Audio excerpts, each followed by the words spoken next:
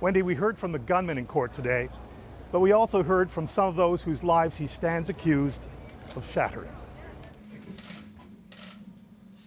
Mr. Roof is charged with 9 counts of murder and 1 count of possession of a weapon during the commission of a violent crime. Dylan Roof appeared by video link from the isolation of a cell in the Charleston jail and spoke. 21. And then he stood and listened as one by one relatives of his victims spoke to him.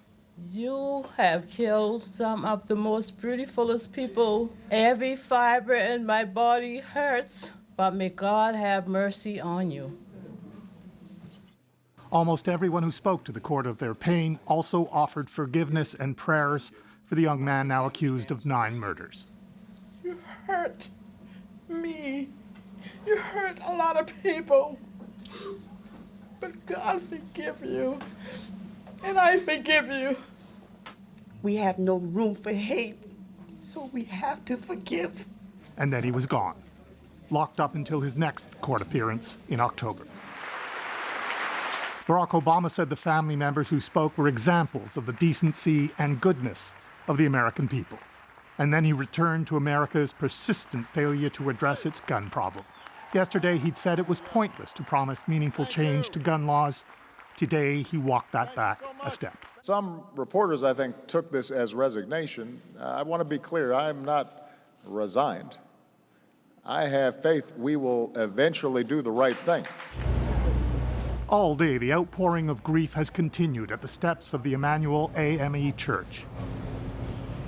And anger, too. Racism in this city is well and alive.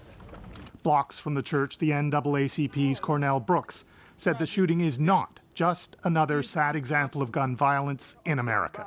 This was a racial hate crime and must be confronted as such. And quickly now, attention is focusing on this, the Civil War battle flag of the Confederate infantry, still honored at the state capitol. To African Americans and to many others, it is a symbol of racial oppression. It is inexcusable that it should occupy such a place in public, said Brooks. It should be condemned as a symbol of hatred and an inspiration to violence. That symbol has to come down. That symbol must be removed from our state capitol. This is not a new controversy. It is decades old. But South Carolina politicians are practiced in the art of brushing it aside. We're not going to give this guy an excuse. Here's presidential candidate Senator Lindsey Graham dismissing a reporter's question about the flag. It's not the flag, it's him. When the Confederate flag issue came up in the governor's race last year, the governor, Nikki Haley, shrugged it off, saying it wasn't hurting business or tourism. So really, it wasn't a problem. Wendy? Thanks, Keith. Keith Bogue in Charleston, South Carolina.